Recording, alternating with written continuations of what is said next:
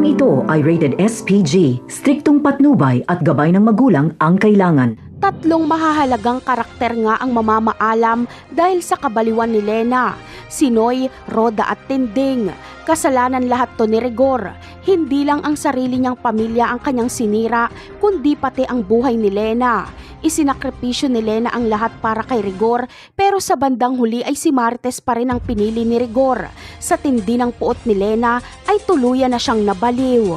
Samantala, walang mapagsidla ng galit at puot ni Marites sa nangyari kay Noy, Roda at Tinding. Hindi niya mapapatawad si Rigor at isusumpa niya ito. Lalayasan niya rin ito at tuluyang hihiwalayan. Wala nang nagmamahal kay Rigor. Pati si Mando ay galit na galit sa kanya. Si Santino ay mananatili sa Red Phoenix at si Marites naman ay bibilhan ni Ramon ng bahay. Magwawatak-watak na ang pamilya Dimagiba. Itatago ni Ramon si Marites para na rin sa kaligtasan nito. Walang makakaalam kung saan niya ibinahay si Marites, kaya hindi mahahanap ni Olga si Marites. Ang plano ni Ramon ay pakasalan si Marites.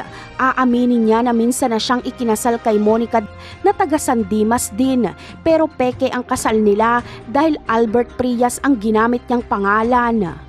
Ikakagulat ni Marites ang kanyang malalaman dahil ang napangasawa ni Ramon ay si Mokang. Hindi niya maintindihan kung paano ito nangyari dahil matagal nang nililigawan ni Tanggol si Mokang at mahal na mahal ito ni Tanggol. Maiisip ni Marites na naging magkaribal si Ramon at Tanggol kay Mokang. Ikakagulat naman ni Ramon ang mga sasabihin ni Marites. Napakarami pa nating dapat abangan sa mga susunod na episode. Paalam!